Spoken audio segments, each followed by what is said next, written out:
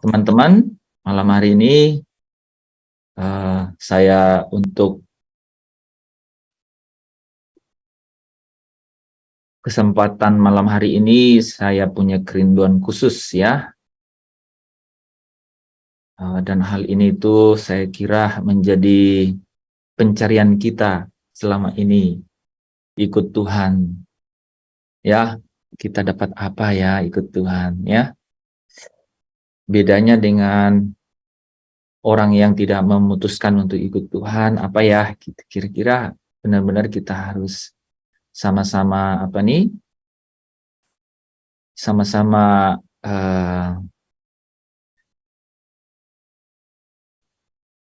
jadi kita sama-sama memiliki pemahaman yang teguh. Jadi bukan karena kita tidak punya pilihan, tapi pilihan kita atas kesadaran, atas keyakinan, ya, atas kesadaran dan atas keyakinan.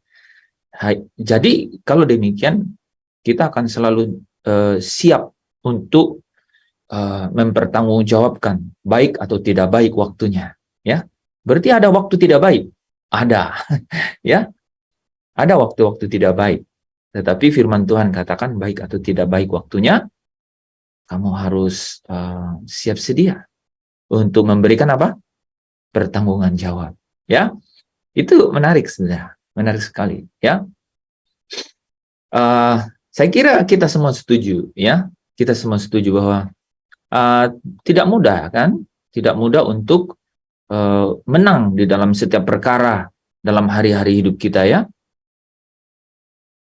Tidak mudah untuk untuk memiliki semangat yang kuat, memiliki gairah yang menyala-nyala, gitu ya. Itu tidak mudah. Sehingga kita benar-benar harus sungguh-sungguh menemukan dan mengalami. Kemudian kalau bisa kita menikmatinya tuh, ya. Kalau kita sampai bisa menikmatinya tiap hari, ya, itu baru kita bisa katakan, mestinya tak lagi ku ingini, ya, apapun juga. Karena apa? Kita sudah mengakhiri pencarian kita, gitu. Jadi kalau orang tanya begini kan, cita-cita kamu apa? Kita bisa senyum-senyum kan? Ya, kita harus tetap berjuang, ya. Kita harus selalu giat, gitu ya.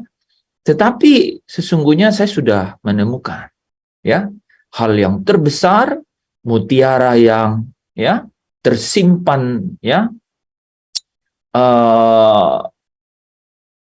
tersimpan lama begitu, ya. Saya sudah menemukan gitu, dan saya bersukacita dengan hal itu. Nah, sebelum kita mampu untuk berkata begitu, kita benar-benar harus mengerti, memahami, mengalami, dan kemudian sangat yakin. Dan kalau dapat ini yang Tuhan mau, menikmati. Saya ingat nih, ya, di tengah perjalanan tadi malam saya ada sekitar 6 jam di jalan tadi malam, karena Jakarta chaos boleh dibilang gitu ya teman-teman ya. Jarak 2-3 km bisa ditempuh dalam 30-45 menit. Jadi hektik sekali ya. Saya dengar pertanyaan itu kan, apa kira-kira yang Bapak kehendaki dari kita? Ya, apa sebenarnya yang Bapak mau dari kita? Ada yang menjawabnya dengan apa yang Yesus mau. Padahal beda ya. Apa yang Bapak mau dan apa yang Yesus mau itu pasti berbeda, ya. Berbeda dalam arti bukan berarti bertentangan, tetapi dalam cara pandangnya gitu ya, sebagai siapa dia, ya. Pasti seirama, ya, pasti berlabuh pada tujuan yang sama. Nah, ini kalau kita memahami teman-teman, tidak cukup, tak cukup. Ya. Saya dan saudara harus menikmatinya. Kalau kita menikmatinya, ini yang Yesus katakan, ya, ini yang Yesus katakan. Yesus bilang bahwa apa yang ku ajarkan kepadamu, kuk yang ku berikan itu enak. Saudara pernah tahu definisi enak? Di Jawa itu ada istilah enak tenan. itu artinya enak sekali gitu. Enak sekali gitu ya. Kalau Pak Daniel bilang apa? Enak pisan kalau istri saya itu. Enak pisan itu orang bagian barat dari Jawa. Tapi kalau dari Tiongkok bilang apa, Pak? Saya nggak ngerti, lupa. Oh, nggak ngerti. Kalau makanan di Medan katanya apa?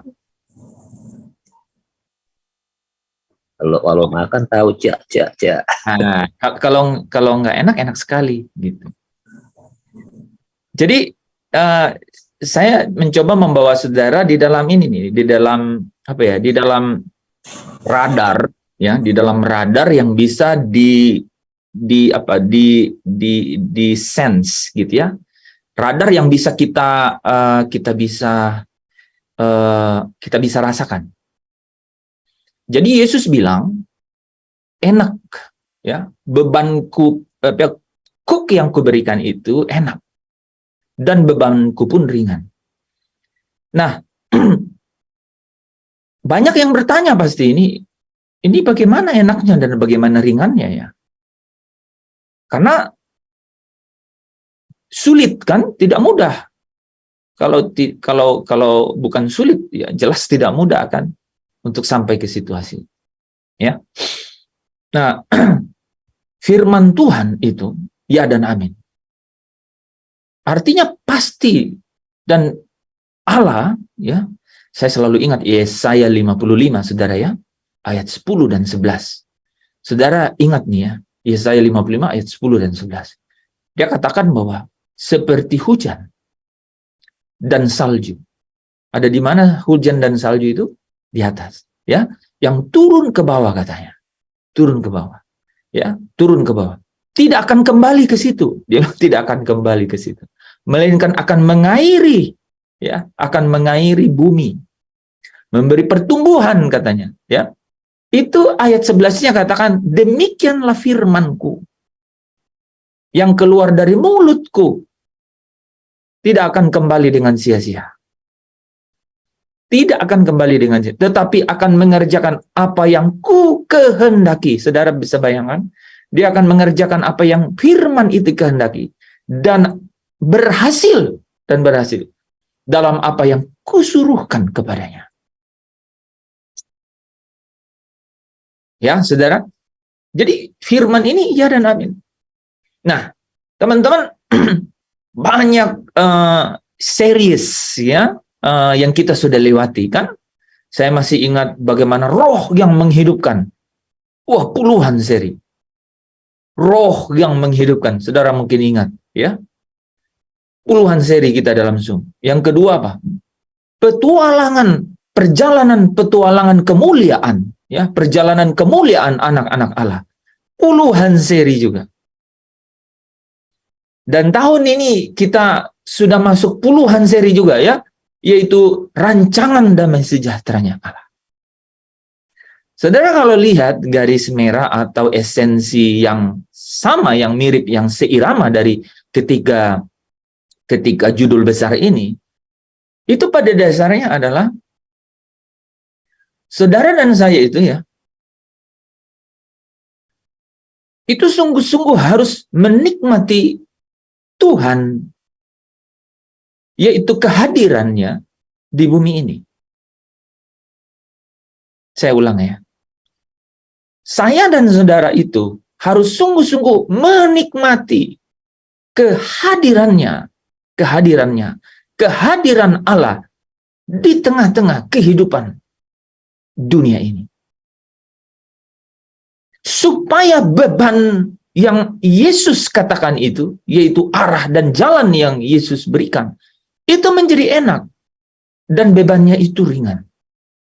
Tidak ada jalan lain. Makanya kebenaran ini di dalam kekayaannya, saya tidak mau menyebut dimensi ya, karena sangat terbatas kan. Dimensi itu terbatas. Tapi di dalam kekayaannya, itu firman Tuhan katakan, ya, harus diam di antara kamu. Benar-benar harus diam. Dan dengan demikian, dia kemudian dapat memerintah di dalam hatimu. Harus demikian. Sehingga kalau hati bilang, wah ini kalau udah ngomong hati ya, saudara ya, kaum Hawa pasti mengerti sekali ini. Kalau hati sudah bilang A, sulit sekali untuk pikiran atau hal-hal bagian tubuh yang lain bilang B. Hati sudah begini. Hati sudah begini. Hati itu, ya saudara. Jadi Bapak Ibu, kalau kita tahu hati itu penting, firman Tuhan bilang begini, hendaklah damai sejahtera Kristus itu memerintah dalam hati. Dia yang bertahta di hatimu, dan dialah yang menunjukkan arah jalan, keputusan-keputusan, atau keinginan-keinginan di dalam hidupmu. Itu menjadi penting. Itu harus menjadi jargon atau menjadi semboyan. Gitu. The word of God, ya, has to govern. Firman-Nya Allah, ya, itu harus memerintah di dalam diri kita. Nah, Bapak Ibu Saudara yang dikasihi ya, teman-teman semuanya, ini tidak mudah. Ini dari hari ke hari, tapi ini yang saya mau share, bahwa kita harus benar-benar menikmati kehadiran Tuhan.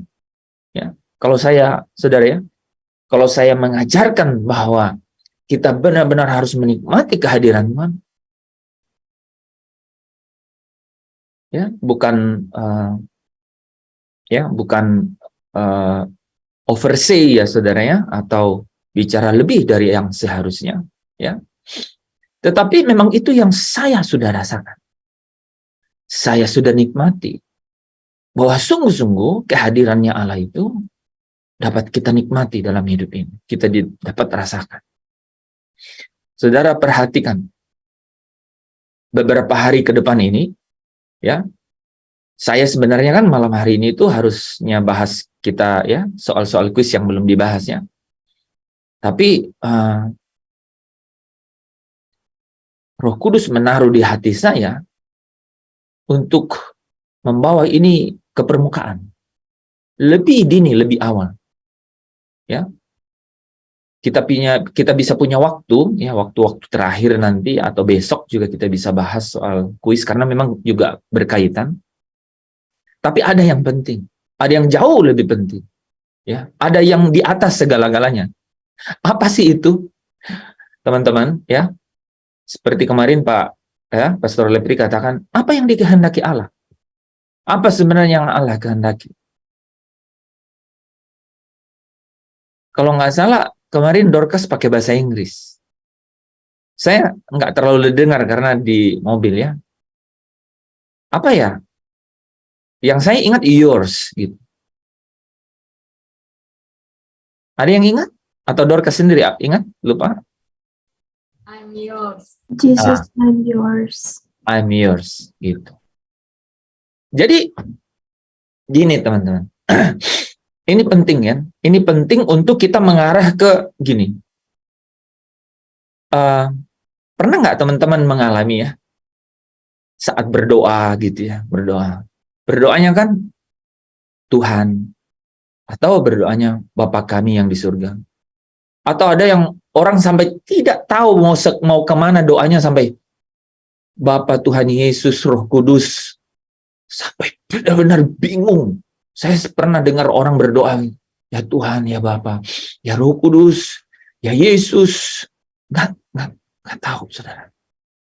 Itu benar-benar miss of direction, miss of destination. Saya ulang saudara, you miss of direction, you miss of destination.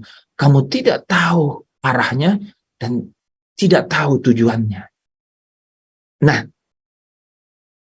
itu terjadi itu dalam kehidupan rohani. Kehidupan rohani ya. Kehidupan rohani itu adalah ritual agamawi. Saya ulang saudara. Kehidupan rohani itu sama dengan ritual agamawi. Artinya mengikuti tata cara agamawi. Itulah kehidupan rohani.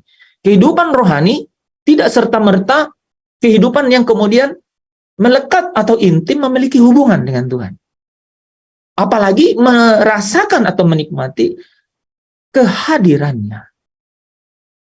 Nah, problemnya ada di sini. Orang Kristen biasanya rohani.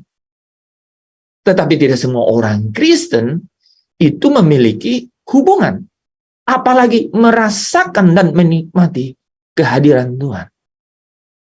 Nah, untuk sampai di sana, saudara, kita kembali mundur, ya, beribu-ribu langkah ke pertanyaan tadi malam. Apa yang Bapa mau? Apa yang Yesus mau dalam hidup kita?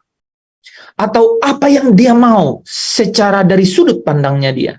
Nah, saudara, kalau membuat sederhana hal itu, ya, itu kembali kepada yang tadi malam itu, ya. Become yours, atau menjadi miliknya, ya. Atau Allah itu mau supaya kita ini menjadi miliknya.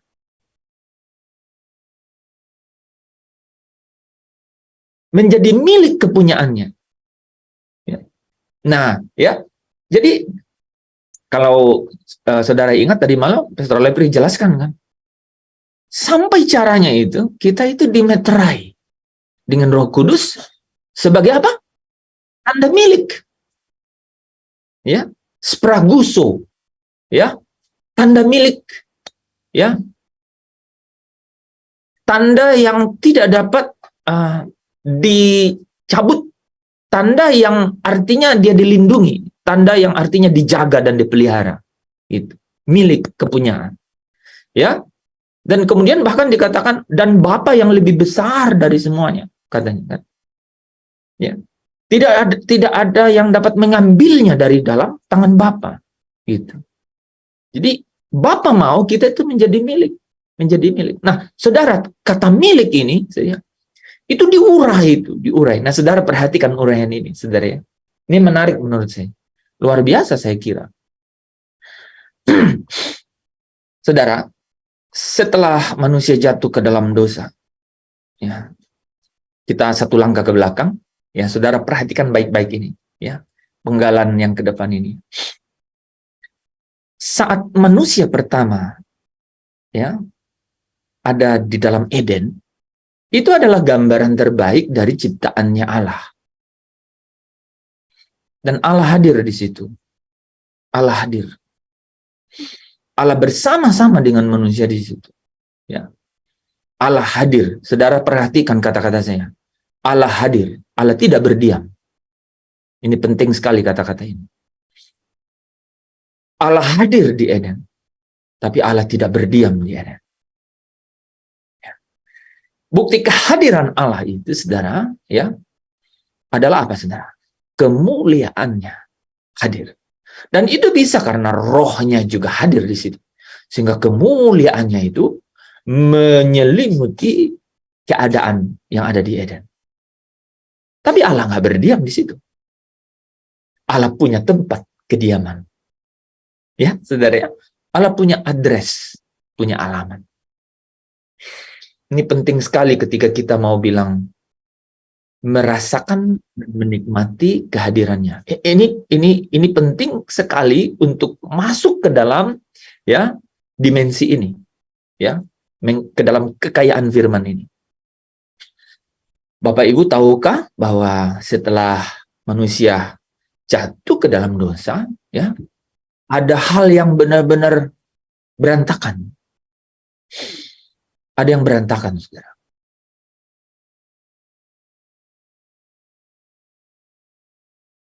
Yang Pastor Lepri tadi malam katakan, situasi suasana keluarga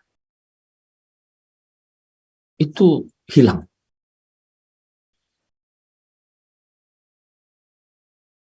Itu berantakan. Itu hancur total. Nanti saya cerita kenapa bisa kok begitu, ya. Itu hancur total. Dan diindikasikan dengan dua hal, saudara. Setelah manusia itu diusir dari Eden, itu ditaruh kerub. Dua kerub. Pakai pedang yang menyala-nyala. Untuk menjaga. Tidak boleh ada lagi hubungan. Manusia yang keluar ini gak boleh masuk lagi.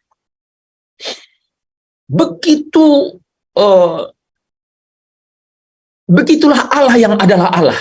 Aku adalah aku. Itu. Dia memiliki kasih, tapi aku adalah aku. Aku tidak bisa bersatu dengan yang bukan aku. Makanya dia disebut the Holy One. Dialah yang kudus.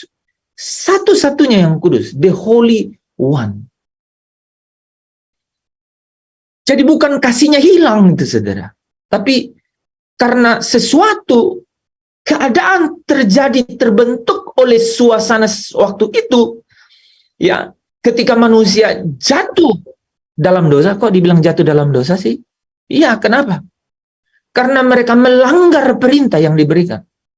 Kalau saudara baca dalam Ibrani, dosa adalah pelanggaran terhadap hukumnya Allah, perintahnya Allah.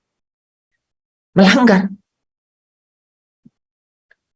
Jadi, suasana keluarga Allah, keluarga Allah, suasana hubungan yang intim, kehadirannya itu berantakan.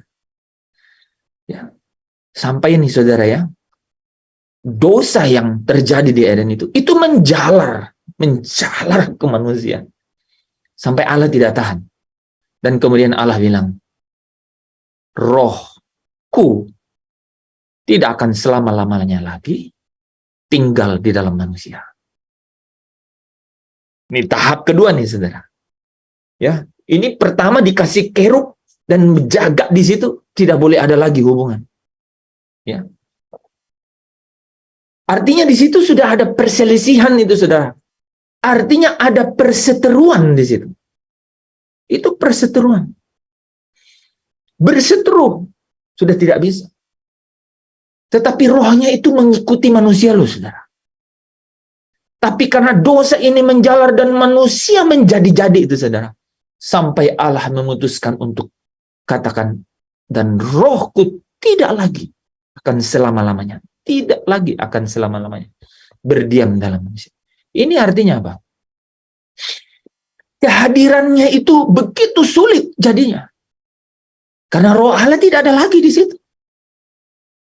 Saudara ingat ya, fokus kita adalah bagaimana sih dapat merasakan dan menikmati kehadiran Allah. Ini gimana?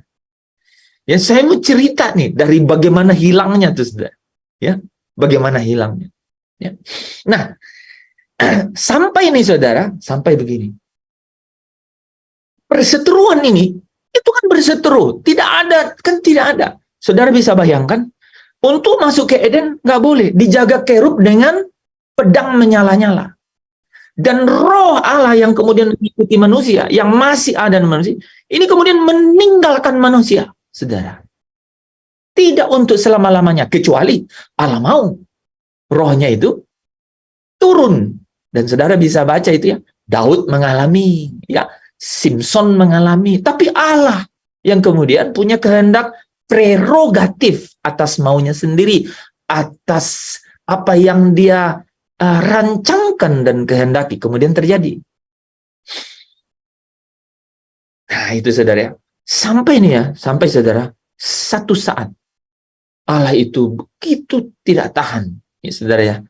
Allah itu dikatakan di dalam, ya Paulus menggambarkan ini, di dalam kekayaan kemurahannya, saudara ya, surga, di mana Allah itu bertahta, saudara. Itu Allah di dalam kekayaan kemurahannya itu tidak dapat menahan diri, karena dia adalah kasih itu, saudara. Sehingga dia berbicara melalui nabi-nabinya, saudara. Nah ini yang tadi beberapa malam yang lalu kita baca nih, saudara ya. Dimulai dengan bacaan ini nih, saudara ya. Tapi sebelum sampai ke situ ya, kita baca kemarin tuh ya, saudara ya. Mulai dari Imamat, kemudian ada Yehezkel ya, saudara ya. Tapi sebelum masuk ke situ ini, saudara ya. Saudara bisa bayangkan nih ya. Bayangkan saja nih cerita ini, saudara ya. Satu keluarga dengan satu ya di Eden gitu ya. Allah yang memiliki manusia ini itu memiliki hubungan ya, memiliki hubungan. Saudara tahu, hubungan itu belum tentu saudara bisa merasakan apalagi menikmati kehadirannya. Saya kasih contoh. eh misalnya nih, siapa ya? Misalnya nih, Yandri kenal Dorcas.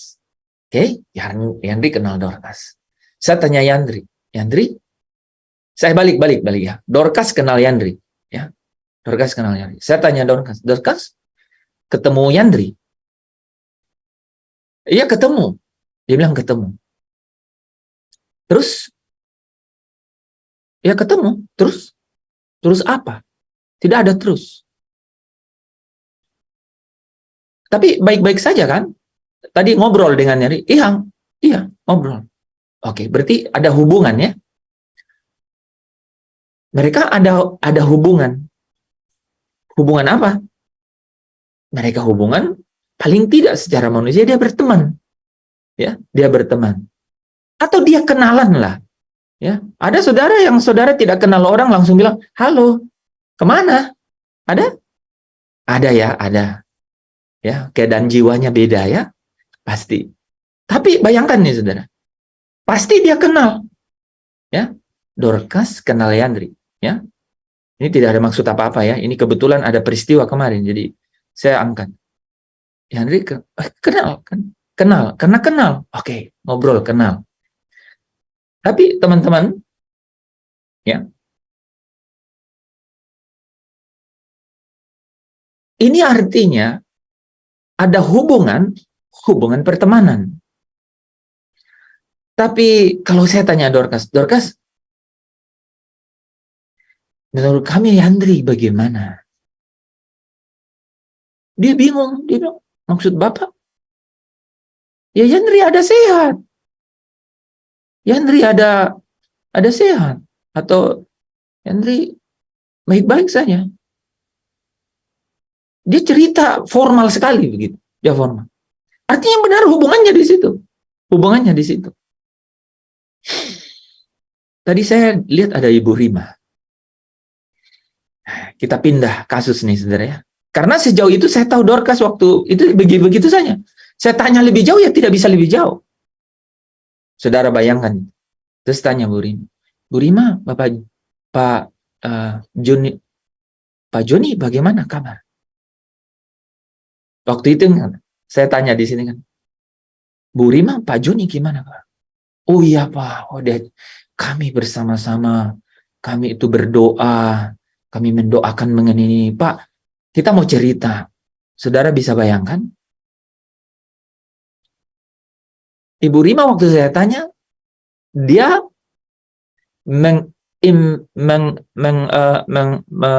mengekspresikan satu emosi.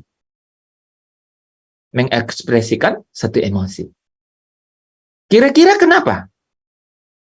Ada yang bisa jawab? Jangan Bu Rima yang jawab. Kira-kira Bu Rima kenapa ekspresikan emosi?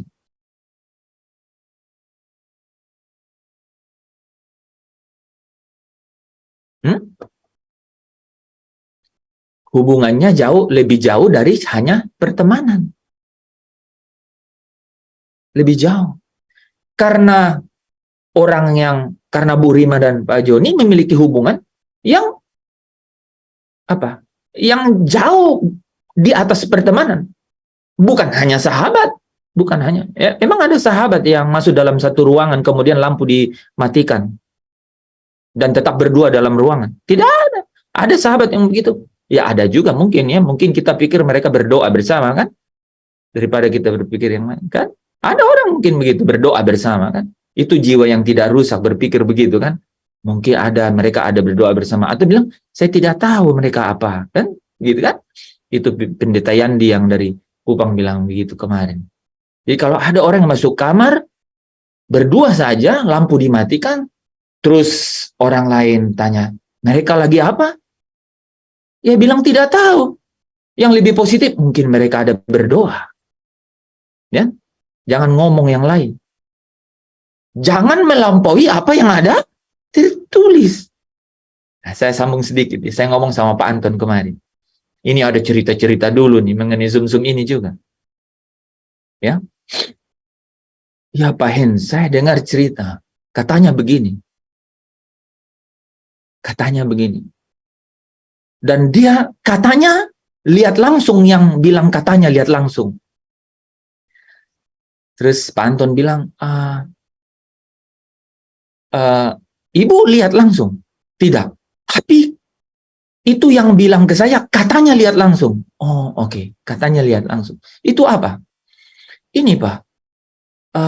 Spesial sekali katanya. Oh, spesial sekali. Apa spesialnya? Ini, Pak. Apakah orang yang lihat langsung itu hadir di sana? Iya, betul. Gitu. Spesialnya apa?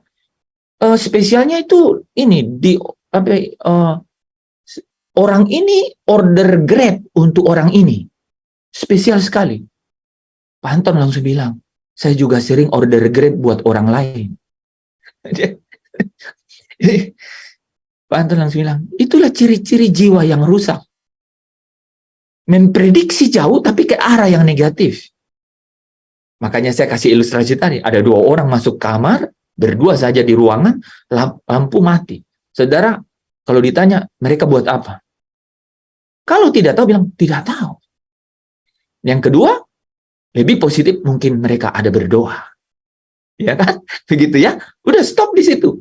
Ya. Nah, tapi di sini, Ibu Rima nih, saudara, ketika saya tanya, itu ada ekspresi, ada emosi. Kenapa? Karena hubungannya tidak hanya berteman. Waktu itu saya tanya Dorcas, terus Dorcas. Tidak ada. Ya, saya bilang terus, ya udah apa? Kasih makan. Sudah, semua makan sudah. Oke. Ya, begitu saja. Nah, itu berteman. Berteman. Ya. Jadi waktu saya tanya Bu Rima, ekspresi emosi. Keluar kata tersendat-sendat dengan emosi. Kenapa? Karena bukan hanya berteman, bahkan bukan sahabat. Mereka itu adalah hubungan yang sudah dipersatukan dalam satu apa? Satu pernikahan kudus. Jadi sudah jadi satu, dibilang kan? Sudah jadi satu. Dan ya, sudah jadi satu. Hubungannya itu, saudara. Nah, saudara yang dikasihi Tuhan, perjalanan ini itu menggambarkan ya, akan menjadi satu gambaran, saudara ya, di dalam perjalanan kita untuk benar-benar sampai ke kediaman Bapa. Sampai ke kediaman Bapa.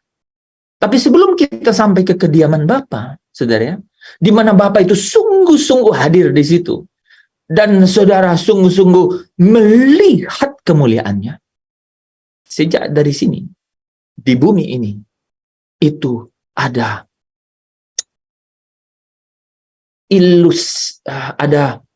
ada atmosfer kehadirannya. Ada atmosfer kehadirannya. Ya, ada atmosfer kehadirannya. Tempat dia di mana hadiratnya itu ada. Dan kita bisa rasakan dan kita bisa nikmati kehadirannya itu. Kehadirannya itu. Satu hari nanti, saya dan saudara bukan hanya kehadirannya. Saudara melihat dengan mata sendiri kemuliaannya itu.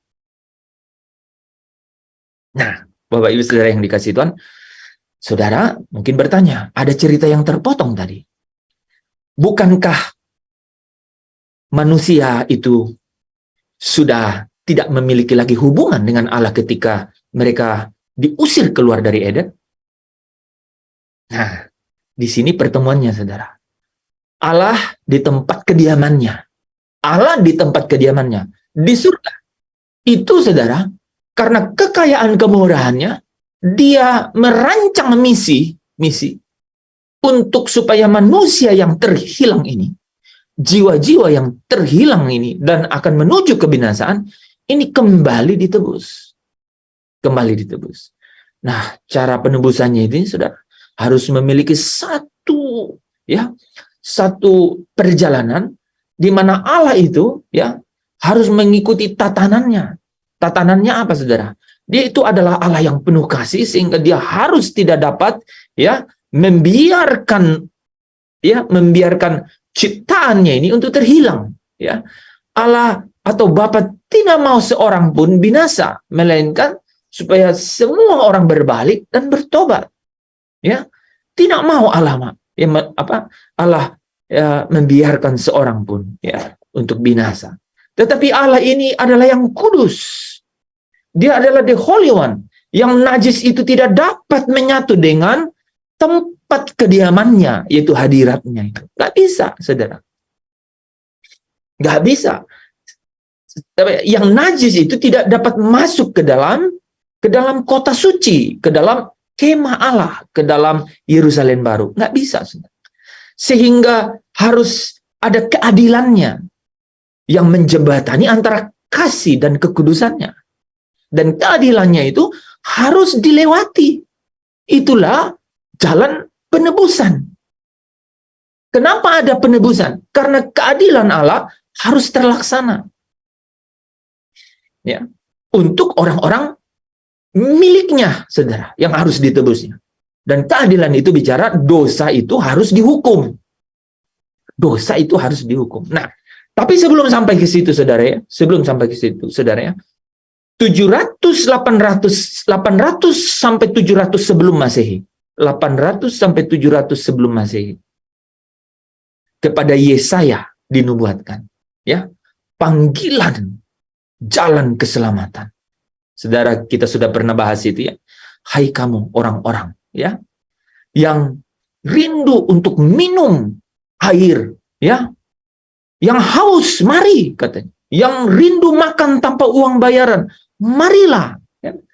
Kamu akan makan sajian yang lezat tanpa uang bayaran. Itu berarti panggilan kepada semua orang, saudara.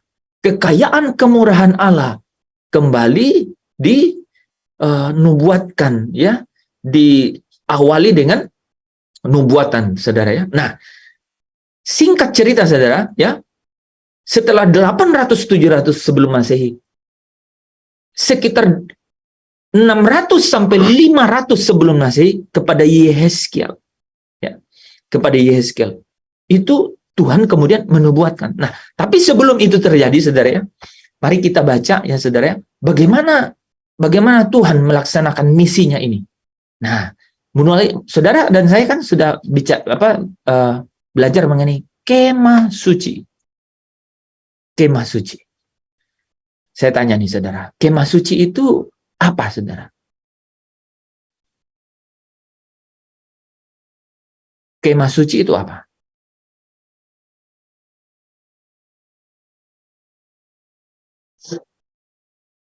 Ada yang bisa jawab?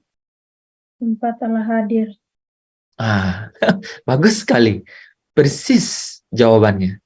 Jawaban yang saya cari paling tidak. Kemah suci itu adalah kehadiran Allah. Saudara. Itu fungsinya. Jadi saudara tahu ya, saudara bayangkan. Allah yang pasang kerub dan pakai pedang menyala-nyala. Siapa yang lewat, sabet, mati. Kan gitu ceritanya. Tiba-tiba Allah yang berinisiatif buat kemah suci. Nah, itu kira-kira ya. Awalnya tuh. Nah, mari kita baca ayatnya ya, teman-teman. Perhatikan. Ujungnya ingat. Ya, kita masih ada 40 menit. Pasti sampai ini, saudara ya. Ujungnya ingat. Bagaimana kita merasakan dan menikmati kehadiran Allah. Ya, oke. Kita baca dari Imamat 26 ya, ayat 11 sampai 12. Aku akan menempatkan kemah suciku di tengah-tengahmu, dan hatiku tidak akan muak melihat kamu. Saudara, kan bisa kelihatan di sini. Bisa tangkap nggak, saudara? Ya. Jadi dia langsung bilang, hatiku tidak akan muak melihat kamu. Artinya sebelumnya gimana, saudara? Ayo berseirama dengan saya. Kalau saudara jadi seirama nih, saudara di akhir bisa menikmati, dapat kuncinya. Apa maksudnya, saudara? Hatiku tidak akan muak melihat kamu. Artinya apa, saudara? Sebelumnya muak kan, berarti ya. Benar nggak? Ini kan yang terjadi nih, saudara. Ya. Jadi dikatakan, aku akan menempatkan kemah suciku di tengah-tengahmu. Jadi ada satu misi langsung. Ya. Dan hatiku tidak akan muak melihat kamu. Tetapi aku akan hadir di tengah-tengahmu. Aku akan hadir di tengah-tengahmu. Ingat ya, bukan diam di tengah-tengahmu. Aku akan hadir di tengah-tengahmu. Dan aku akan menjadi Allahmu. Dan kamu akan menjadi umatku. Saudara, kalau lihat, kamu akan menjadi umatku. Kalau aku akan menjadi Allahmu, bukan kita yang tentuin. Allah yang menentukan. Benar nggak? Ya. Allah yang kalau Allah bilang aku akan menjadi Allahmu, ya udah selesai kan? Saudara mau atau tidak mau, ya Allah mau, ya Allah akan menjadi. Kalau dia bilang aku akan menjadi Allahmu, ya dia bisa mengatakan begitu. Karena dia punya otoritas kan? Tapi kemudian kamu akan menjadi umatku, itu tidak bisa otomatis. Ya, karena manusia ini punya keinginannya di dalam dirinya yang disebut kehendak yang bebas itu, bebas memilih. Jadi dia harus mengikuti nih, ya, yang namanya tatanannya gitu. Bagaimana cara ini dapat terjadi bahwa kamu akan menjadi umatku? Kita lanjut nih, saudara. Ya. Yeremia 32 ya, ayat 38 sampai 40 ya. Maka mereka akan menjadi umatku. Mereka akan, belum ya. Mereka akan menjadi umatku. Lagi-lagi bicara milikku ya. Kalau di sini kan ya, di awal dikatakan aku akan menjadi Allahmu dan kamu akan menjadi umatku. Pada saat di Yeremia dibalik, saudara. Maka mereka akan menjadi umatku dan aku akan menjadi Allah mereka. Terbalik ya. Jadi sudah ada prioritas bahwa ini yang penting ini adalah kamu itu jadi miliknya Allah. Aku akan, nah ini saudara ya. Aku akan mengikat perjanjian kekal dengan mereka. Jadi ada sesuatu nih yang kemudian berubah nih, saudara ya. Jadi tiba-tiba ada perjanjian. Saudara kalau ingat, kalau perhatikan ya, setiap saya menulis tahta Allah, itu selalu ada di kiri kanan seperti satu perjanjian nih, saudara. Karena Allah itu diikat oleh perjanjiannya. Dia akan ingat perjanjiannya. Dia akan ingat apa yang dia janji. Ya, saudara perhatikan ya, bahwa aku tidak akan membelakangi mereka, melainkan akan membuat baik kepada mereka. Aku akan menaruh takut kepadaku di dalam hati mereka, supaya mereka jangan menjauh daripadaku. Jadi dulu cerita yang nggak boleh lagi untuk punya hubungan dengan Allah atau perseteruan dengan Allah itu, ini kembali ya dikemas ulang dengan cara kehadiran Allah melalui kemah suci. Aku menaruh kemah suciku. Dan kemudian di dalam kemah suci itu saudara tahu ada tabut. Ada tabut yang isinya perjanjian. Ya. Oke.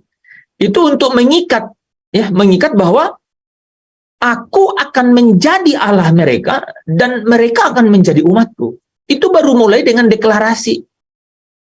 Allah sendiri yang punya deklarasi itu. Sudah terjadi belum? Belum. Akan. Gitu.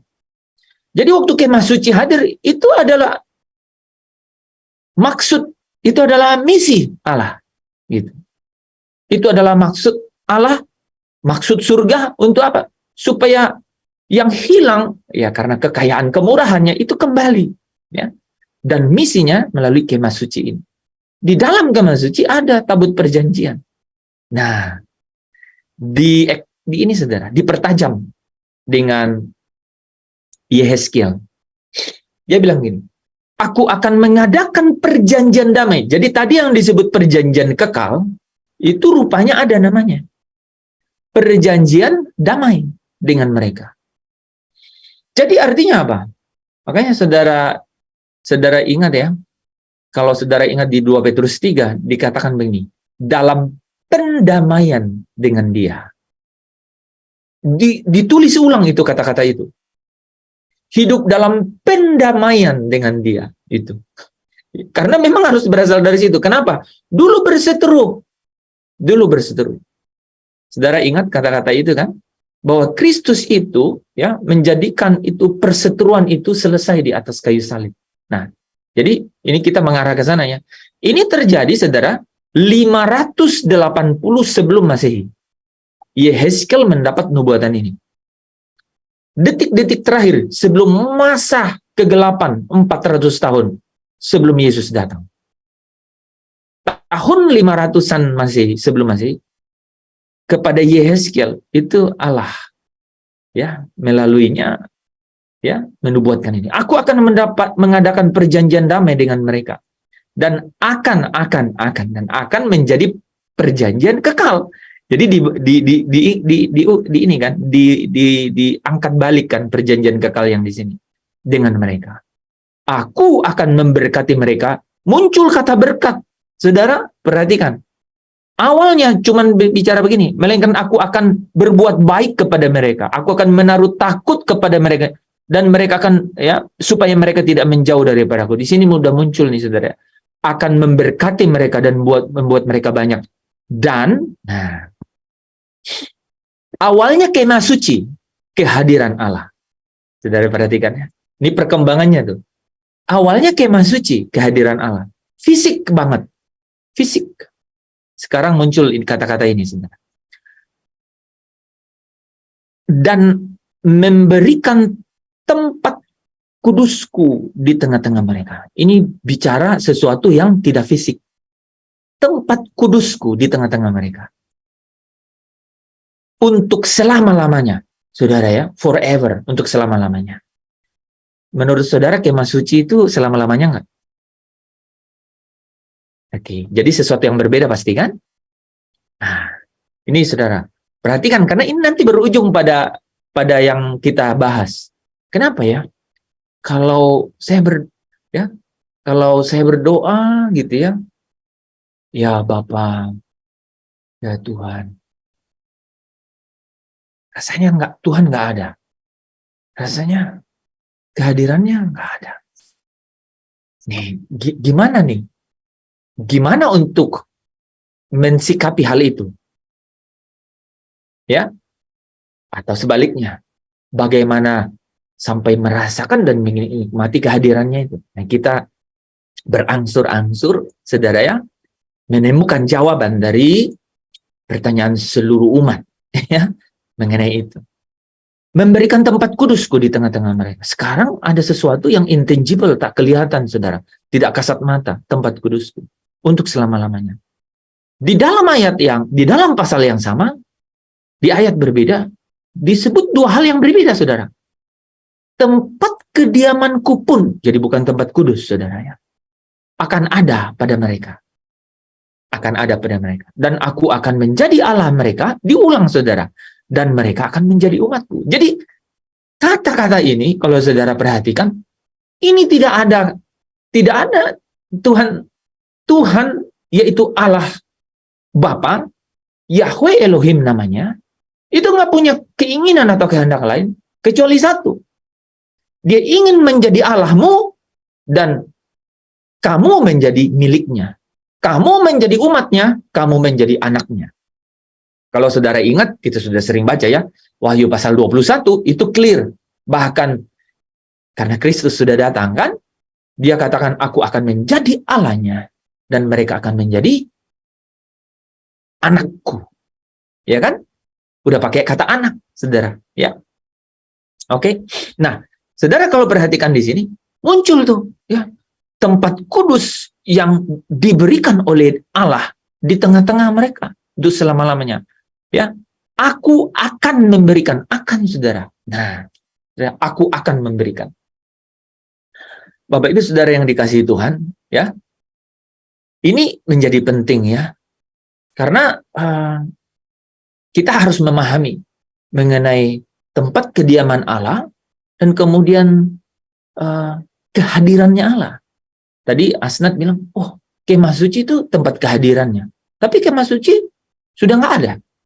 Bahkan sebelum Yesus datang kemah suci udah nggak ada. Menarik dong. Masa Nabi Yehezkel itu tahun 500-an sebelum Masehi. Orang gimana dong cari Tuhan? Bisa bayangkan kan? Pada saat kemah suci ada saudara. Orang cari Tuhan ya di kemah suci. Datang ke situ, asap naik ke atas, kemuliaan Allah itu hadir tuh. Di zaman Yehezkel gimana caranya? Ya, Yesaya itu 800-an sebelum Masehi. Yeremia itu 700-an sebelum Masehi. Yehezkel itu 500-an sebelum Masehi. Setelah itu gelap. 400 gereja bukan gereja saudara ya. Umat pilihan, Israel dalam kegelapan. Sampai Yesus datang. Nah saudara, mari kita lihat sejenak mengenai keadaan itu. Ada tempat Allah berdiam dan ada tempat kudusnya Allah. Nah, saudara, tempat Allah berdiam ya. Tempat Allah berdiam itu adalah di tahtanya. Namanya tahta Allah, saudara. Dan tahta Allah itu adalah pusatnya surga. Jadi Allah berdiam di tahtanya dan itu adalah pusatnya surga.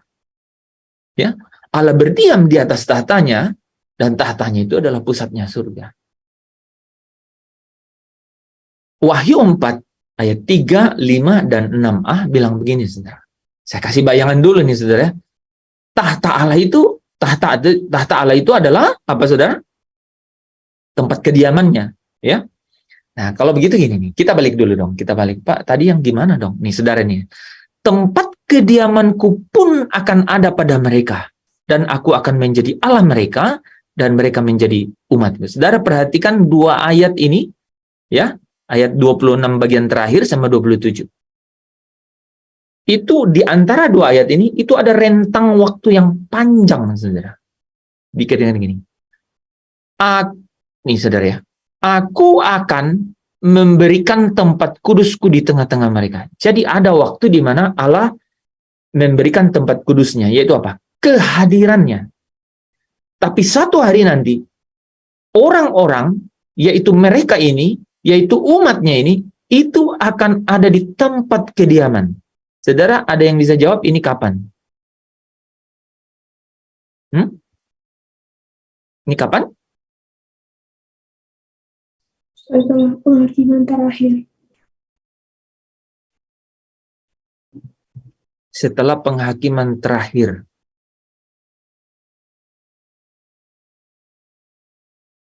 Kalau setelah penghakiman terakhir,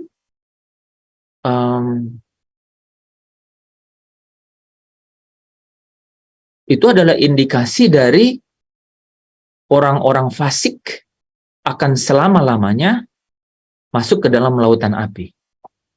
Itulah indikasi penghakiman terakhir. Oke, Wahyu 20 ayat 11 sampai 15. Iya, waktu itu dijelaskan kalau sebelum penghakiman terakhir berakhir, maka tidak ada umat atau hamba Allah yang boleh masuk dalam bait suci Allah, yang juga disebut tempat kehadiran Allah. Oke, itu adalah Wahyu pasal 15 ayat 8. Atau Wahyu pasal 11 ayat 15. Bukan penghakiman terakhir, tapi itu adalah sebelum malapetaka terakhir. Sebelum cawan terakhir. Tidak ada yang masuk ke dalam bait suci-nya Allah. Bukan penghakiman terakhir. Penghakiman terakhir itu adalah penghakiman tahta putih. Kapan penghakiman tahta putih itu terjadi? Setelah maut. Saya stop dulu ya. Setelah maut diletakkan, setelah maut dibinasakan, yaitu seluruh kuasa, seluruh penguasa, bukan kuasa, seluruh penguasa diletakkan oleh Allah di bawah kakinya Kristus. Oke. Setelah kan gini ya, iblis dan sekutunya itu siapa saja? Nabi palsu, antikris, Iblis itu sendiri. Setelah iblis dan sekutunya ini dibinasakan, artinya seluruh penguasa Allah Bapa meletakkannya di bawah kaki Kristus. Nah, maka selesailah segala sesuatu dan kemudian kerajaan Kristus diserahkan kepada Bapa. Dan Kristus akan menjadi raja untuk selama-lamanya di dalam kerajaan Bapanya bersama dengan orang-orang tebusan. Dalam waktu yang sama, penghakiman tahta putih, yaitu penghakiman Allah, itu terlaksana. Ya kan? Ya, oke. Kita balik ya. Jadi itu, dan di sini itu artinya apa? Di sini adalah kesudahan orang-orang fasik. Dikatakan dan laut menyerahkan orang mati yang ada di dalamnya. Ya. Dan semua orang berdiri di hadapan tahta. Ya. Dan dihakimi menurut perbuatannya. Orang kutip ayat itu, orang nggak tahu bahwa itu setelah semua orang yang dimeterai, semua orang yang ada tanda nama Allah dan tanda nama anak domba di dahinya, itu sudah ada di perjamuan kawin. Ya karena nggak baca itu, semua disamaratakan. Di situ kan orang-orang yang apa? Yang lepas, yang benar-benar melewati murka, malapetaka, yang luput dari rapture, pengangkatan. Tuh. Ya? Nah, penghakiman tahta putih itu, dan karena Yohanes bilang, dan aku melihat tahta besar putih. Nah, makanya orang bilang tahta putih, gitu ya. Nah, Allah duduk di atasnya, tahta Allah. Dia menghakimi, ya, menurut perbuatannya semua manusia yang tersisa. Yang tersisa itu siapa? Yang tidak dimeterai. Jadi hanya ada dua, yang dimeterai dan yang tidak dimeterai. Ya, yang dimeterai dan yang tidak dimeterai.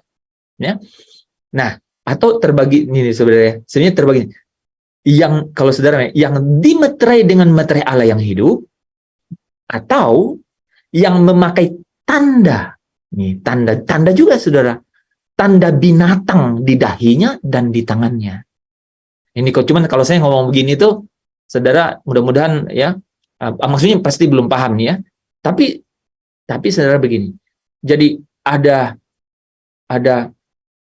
sekelompok sekelompok orang, yaitu umatnya, yaitu jemaatnya, yaitu gerejanya.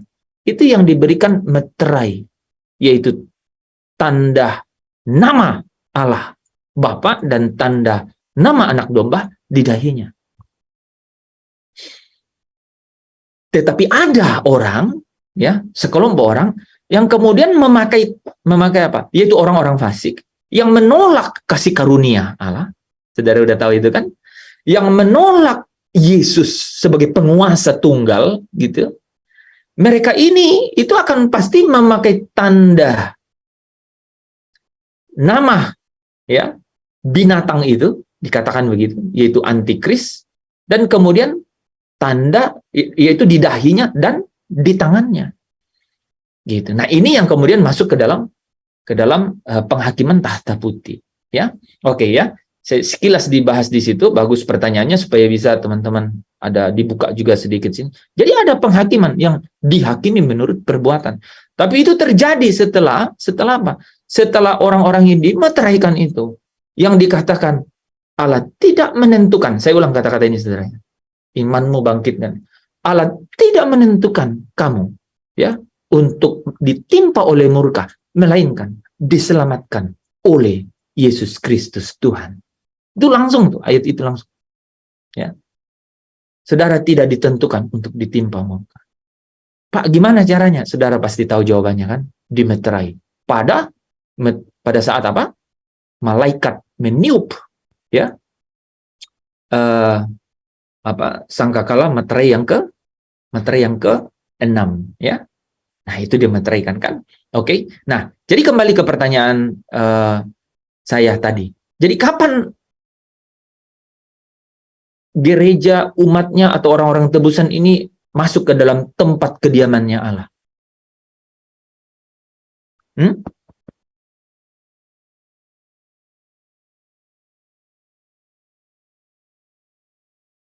Tadi itu kan sudah dijawab ya. Ya setelah setelah tadi apa? Setelah malapetaka terakhir atau setelah cawan terakhir.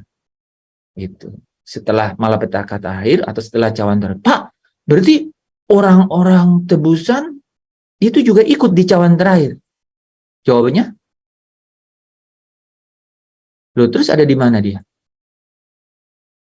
Kan belum masuk ke tempat kediaman Bapak. Oke, di sini kan menarik. Nah, jadi saya ulang ya. Tempat kediaman Allah itu, ya, saudara, itu adalah tahtanya, tahta Allah. Dan tahta Allah itu pusatnya surga, ingat, pusatnya surga. Gitu, pusatnya surga, kan? Ya. Artinya apa, saudara? Artinya tahtanya Allah atau tempat dia berdiam atau pusatnya surga itu adalah tempat di mana kemuliaannya itu langsung dapat dilihat oleh umatnya. Tapi orang belum bisa masuk ke situ sebelum cawan ini berakhir. Nah, tahtanya Allah adalah pusatnya surga. Berarti kalau itu pusatnya surga, berarti ada surga yang lain kan di luar itu kan. Ada bagian surga yang lain kan di luar itu kan. Nah, ada bagian surga yang lain. Nah, itu disebut wilayah-wilayah atau G ya, kalau dalam kitab Wahyu itu dijelaskan. Ada bumi, dikatakan bumi atau wilayah-wilayah. Itu bagian-bagian surga yang apa? Yang bukan pusatnya surga. Nah, sebenarnya saudara tahu nggak? Firdaus adalah bagian dari surga. Jiwa-jiwa yang berseru di bawah mesbah itu ada di dalam surga itu. Tapi dia bukan ada di dalam tahtanya Allah atau pusatnya surga, saudara ya. Nah, ya. Tapi satu hari nanti setelah gini loh, saudara ya. Wahyu 16 ayat yang ke-17. Saya harusnya tidak salah itu. Di mana dikatakan maka terdengarlah suara dari surga, sudah terlaksana. Coba ya, benar. Wahyu 16:17. Ya. Maka terdengarlah suara dari surga, katakan sudah terlaksana. Itu artinya murka Allah itu sudah selesai. Sudah dicurahkan. Nah, ya. Nah, disitulah kemudian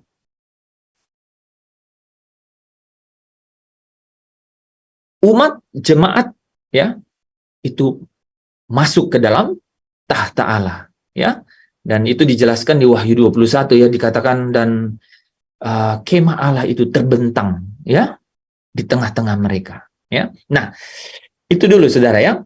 Jadi saudara sekarang membayangkan kan, nih saudara ya, saya masuk ke praktisnya. Bapa kami yang ada di surga.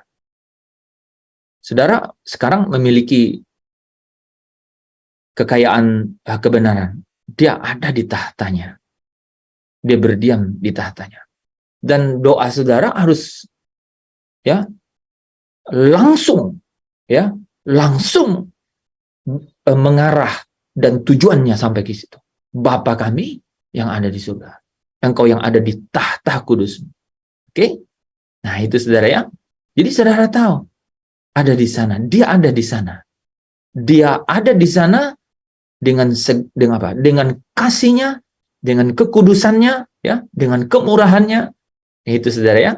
Nah, tetapi tempat kudusnya dia berikan, ya, dia berikan untuk ada di tengah-tengah umatnya. Oke, sampai situ dulu ya. Kita lanjut dulu ya. Oke, jadi tahta Allah itu pusat surga ya. Ya, nanti kita jelaskan ya. Saya nanti jelaskan ini karena waktunya ini saya harus selesaikan secara ini dulu ya.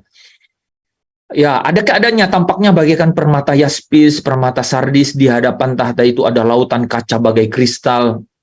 Kita jelaskan besok supaya kita ya. hari Kamis ya. Dari tahta itu keluar kilat dan bunyi guru yang menderu, dan 7 obor menyala di hadapannya, itulah ketujuh roh Allah. Selesai. Bayangan saudara, ini tempat kediaman, ini tempat seperti itu tampaknya.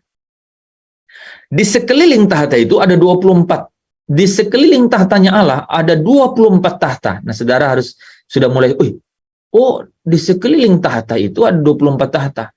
Dengan 24 tua-tua duduk di atasnya. Kita akan belajar siapa itu. Dan 4 makhluk yang tiada hentinya memuji Allah. Saudara, dikatakan bahwa di tahta ini Allah itu berdiam. Nah, di sanalah Allah itu ya dengan kuasa dan otoritasnya memerintah, mengendalikan ya seluruh semesta. Dari sana dia mengendalikan, memerintah seluruh semesta. Dan satu hari nanti, kita singkatkan ceritanya, satu hari nanti, ini saudara, ya, bahasan di sini ya, 24 tua-tua yang duduk di sekitar tahta itu, kemudian ada 4 makhluk, nah, ya saudara, ada 4 makhluk yang tiada hentinya memuji Allah, ada di situ. Nah, hari ini, saudara, ya, hari ini, itu ada 4 makhluk yang ada di situ, ya, yang terus tak henti-hentinya memuji Allah. Tapi ada 24 tua-tua. Nah, saudara, 24 tua-tua ini adalah gambaran orang-orang tebusan. Jadi di tempat kediaman Allah itu, orang-orang kudus, yaitu 24 yang representasi dari 24 atau diwakili dengan 24 tua-tua ini 24-nya itu dari 12 ditambah 12. 12 dari suku Israel, 12 dari orang-orang yang terhisap karena 12 rasul yang menyampaikan Injil dari Yerusalem, Samaria, Yudea sampai ke ujung bumi. Berdiri di hadapan tahta itu untuk apa, saudara? Menyembah Allah. Jadi ada yang menarik di sini, saudara. Kalau perhatikan, kehadiran satu hal. Tapi apa sih kehadiran itu? Kalau tidak ada penyembahan, jadi kalau kita lihat ya, semua atmosfer kehadiran itu selalu digambarkan dengan mereka ini ada di situ melihat kemuliaan Allah, tapi apa yang terjadi? Mereka memuji Allah. Sama seperti 24 tua-tua yang menjadi representasi dari orang-orang kudus. Mereka menyembah Allah. Mereka diberi hak kerajaan. Nah, saudara, ini yang kedua ya. Yang ketiga, saudara, mereka diberi hak kerajaan untuk boleh masuk dalam baitnya, menjadi penghuni Yerusalem baru, dan mereka akan duduk di atas tahta untuk menghakimi dan memerintah bersama dengan Kristus. Ini keseluruhan, ya, keseluruhan suasana dari tahta Allah. Allah yang berdiam di atas tahtanya. Yang tadi kita katakan, di tempat kediamanku mereka akan, di tempat kediamanku mereka akan menjadi umatku dan aku akan menjadi Allahnya. Suasananya seperti itu. Nah, gambarannya kira-kira begini nih, saudara. Ya, ini ada 4 makhluk, kemudian ada 12, ya, 24 tua-tua di sekitar tahta Allah. Tapi saudara mungkin bertanya, Yesus ada di mana? Di sini tidak ada, karena saya ingin menggambarkan ya perkembangan dari kemah suci kan, ya, sampai kita masuk ke pusat surga. Tapi kalau kita sudah masuk ke situ, sudah ngomong tebusan, Yesusnya hadir, saudara. Nah, di Wahyu 5 ayat 6-7 dikatakan di tengah-tengah tahta dan keempat makhluk itu dan di tengah-tengah tua-tua itu, ketiga ya, berdiri seekor anak domba. Ya, seperti telah disembelih, bertanduk 7 dan bermata 7. Itulah ketujuh roh Allah yang diutus ke seluruh bumi. Lalu datanglah anak domba itu dan menerima gulungan kitab dari tangan Dia yang duduk di atas tahta itu. Jadi dari Allah tadi yang duduk di tahtanya. Rupanya Yesus itu di tengah-tengah tahta. Nah, yang menarik begini kan, saudara bisa lihat ini ya. Saudara bisa lihat seseorang nggak di sini? Tidak ada. Tidak ada seorang pun yang bisa melihatnya.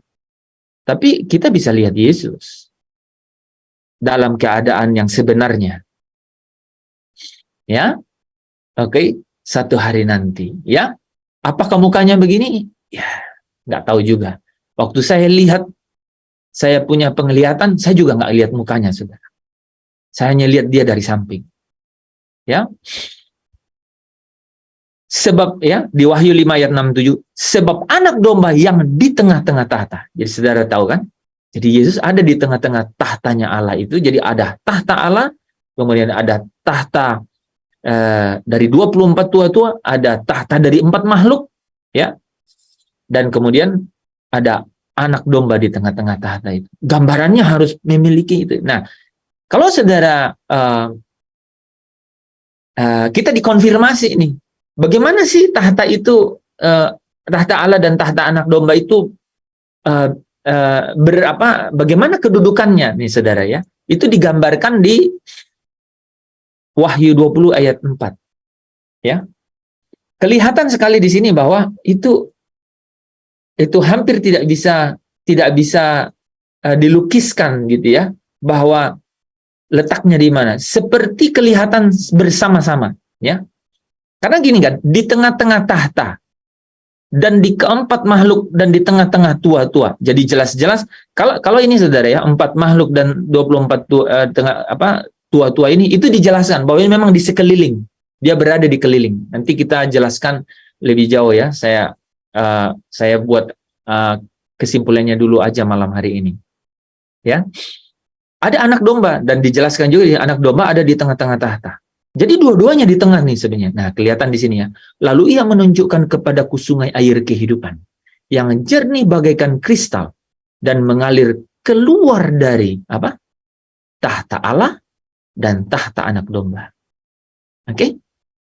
Kau tahu sekarang tempat kediaman Tuhanmu kan? Dia punya address. Coba ada yang boleh bantu saya baca Kisah 3 ayat 21.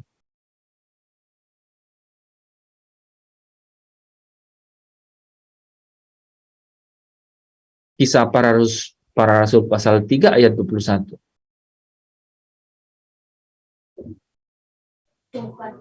Ayat berapa Pak En? 21. Kisah 3 ayat 21. Kristus itu harus tinggal di surga sampai waktu pemulihan segala sesuatu seperti yang difirmankan Allah dengan perantaraan nabi-nabinya yang kudus di zaman dahulu. Oke. Saudara bisa tangkap ya? Jadi Yesus ada di mana? Ya ada di tahtanya. Udah ya? Oke? Ini. Jadi jangan sampai ini ya. Ini mohon maaf ya, teman-teman, kalau kita coba belajar ya. Bukankah kita begitu? Ya. Ini, Tuhan Yesus hadirlah di sini. Nggak bisa. Dia ada di tahta. Firman Tuhan itu harus ya dan amin. Kan? Ya, saudara ya. Kan gitu. Ya. Jadi jangan saudara bayangkan bisa ngawur begitu, dan karena ngawurnya kita juga jadi bimbang nih. Katanya begini tapi kok nggak terjadi apa-apa begitu kan? Gitu ya saudara ya. Ya. Jadi Kristus harus tetap ada di surga. Berarti ada duduk di tahta. Ya bisa duduk, bisa berdiri, ya. Kan ada ya, kita sudah lihat ya beberapa firman. Kapan dia berdiri, kapan dia duduk. Oke, jadi Allah berdiam di tahtanya, juga rupanya Kristus atau anak domba itu duduk di tahtanya. Oke. Jadi itu tempat kediamannya, ya kan? Itu tempat kediamannya. Oke. Ya, satu ayat lagi. Maka tidak akan ada lagi laknat. Ini nanti ini terjadi. Tahta Allah dan tahta anak domba akan ada di dalamnya dan hamba-hambanya. Saudara bisa bayangkan? Ini katanya di sini, itu maksudnya apa? Hamba-hambanya. Hambanya Allah atau hambanya anak domba? Hamba Allah dan hamba anak domba. Dua-duanya, betul ya. Allah dan anak domba. Tapi tahu nggak saudara? Dalam bahasa aslinya, nya ini tuh singular. Satu. Nanti ya, teman-teman kalau mau pelajari, untuk meyakinkan diri saudara bahwa Kristus itu, Yesus itu, dan Bapa itu satu. Menurut Yohanes 10 ayat 30. Aku dan Bapa satu. Menarik kan? Jadi, ya, di sini tuh kita bisa benar-benar tahu, ya, dari begini tuh, wah, dia itu nanti di situ ada tugasnya masing-masing, tapi dia itu satu, akan beribadah kepadanya sama. Saudara kalau selidikinya ini itu singular, bukan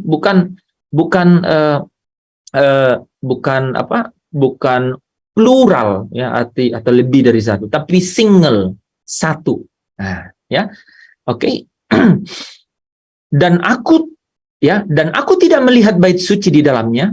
Nah, ini saudara ya. Ya, ini menarik nih ya. Saudara ingat nggak dari tadi kemah suci? Ya, kita baca ayat dulu deh ya. Dan aku tidak melihat bait suci di dalamnya, sebab Allah, saudara perhatikan ayat ini jadi rangkuman terakhir. Dan aku tidak melihat bait suci di dalamnya, sebab Allah, Tuhan yang Maha Kuasa, adalah bait sucinya. Adalah bait sucinya. Demikianlah juga anak domba itu. Jadi dua-duanya. Dan kota itu tidak memerlukan matahari dan bulan untuk menyinarinya. Sebab kemuliaan Allah meneranginya dan anak domba itu adalah lampunya. Saudara perhatikan. Sejak pertama tadi, ada kemah suci yang bukan Allah berdiam di situ. Itu bait suci secara fisik tuh, kemah suci. Tapi Allah nggak berdiam di situ. Yang ada di kemah suci apa? Kehadirannya Allah. Tapi Allah tidak berdiam di situ. Kehadirannya hadir di situ. Ya, kehadirannya di situ. Tapi saudara bayangkan, di situ ada ruang Maha Kudus, ada ruang kudus, dan kemudian ada pelataran. Saudara tahu nggak? Di kemah suci itu juga, itu ada kerub. Kerub yang sama, yang jagain Taman Eden. Waktu manusia diusir keluar dari situ. Jadi, di mana Allah hadir, di mana kehadiran Allah itu dirasakan, itu ada kerub. Jadi, saudara bisa ya berpikir-pikir nih, ketika Allah hadir itu, saudara bayangkan bahwa ada malaikat-malaikat. Kerub, atau disebut kerubim. Jadi kerubim itu jamak. Jadi kerubim itu artinya kerub-kerub, ya. Nah, makanya ada lambang-lambang yang dipakai itu, saudara ya. Itu disuruh itu menjadi bukti bahwa Allah hadir di situ. Ya. Nah, jadi dari kemah suci itu, kemah suci saudara, itu ada ruang Maha Kudus, ruang kudus, ya, ada pelataran. Betapa sulitnya masuk ke ruang Maha Kudus. Artinya apa? Betapa sulitnya untuk dapat berjumpa dengan kehadirannya Allah. Sulit sekali. Ya, waktu zaman itu kemah suci. Setelah zaman kemah suci itu lewat, masuk ke dalam zaman di mana Allah bilang, tempat kudusku ada di tengah-tengah mereka. Artinya apa? Kehadirannya Allah tapi bukan kemah suci. Apa dong? Rohnya Allah. Makanya Daniel merasakan tuh roh Allah. Ya. Nabi-nabi besar, ya. Yeremia, ya, Yesaya, ya. Dan roh Allah ada di atasku. Roh Allah. Artinya apa, saudara? Artinya kehadirannya Allah itu dirasakan. Artinya tempat kudusnya Allah itu dirasakan. Saudara tahu bahwa ketika manusia itu diusir dari Taman Eden, dan semakin menjalar dosa itu ke manusia-manusia, dan semakin bebal manusia itu, maka roh Allah itu dikatakan tidak selama-lamanya lagi ada pada manusia. Tetapi saudara tahu bahwa sebelum masa kegelapan 400 tahun itu, kepada Yoel itu dinubuatkan bahwa roh itu akan dicurahkan. Dan Kisah Para Rasul pasal 2, ya, itu kemudian menggenapi, ya, ayat itu, nubuatan itu, ya. bahwa Roh Kudus itu dicurahkan, ya, dicurahkan, dan Yesus berkata kepada murid-muridnya, jangan pergi dari sini, ya. Tetaplah di sini sampai Roh itu turun atas kamu. Dan dikatakan di Kisah Para Rasul pasal 2, ya, bahwa dan Roh Kudus itu memenuhi para rasul. Nah, Bapak Ibu, Roh Allah, ya, Roh Allah itu menjadi perjanjiannya Allah, ya, perjanjiannya Allah untuk dapat hadir di tengah-tengah umatnya, untuk hadir dan itulah tempat kudusnya Allah, menjadi bukti kehadirannya Allah di tengah-tengah umatnya hari ini. Jadi waktu kita nih, saudara, ya, waktu kita nih, ya, berdoa, Bapa kami yang di surga, kita tahu persis bahwa Allah bertahta, namanya Yahweh Elohim, itu duduk di tahtanya. Dan kita tahu persis bahwa Kristus itu memiliki tahta di surga dan duduk, ya, di surga, ya, ada di surga. Tetapi kehadirannya itu, ya, melalui Rohnya itu ada di tengah-tengah dunia ini. Bahkan katanya apa? Setiap orang yang percaya itu diberi kuasa untuk menjadi anak. Setiap orang yang menerima diberi kuasa menjadi anak. Itu mereka itu yang percaya. Dan kalau mereka itu percaya, Galatia 4 ayat 6 katakan apa? Maka Allah menyuruh Roh anaknya itu untuk berdiam di dalam mereka. Galatia 4 ayat 6. Allah yang menyuruh Roh anaknya itu untuk berdiam di dalam mereka. Tempat kudus Allah bukan lagi kemah suci itu, tapi tempat kudus Allah itu diam di dalam kita. Saudara, satu hari nanti,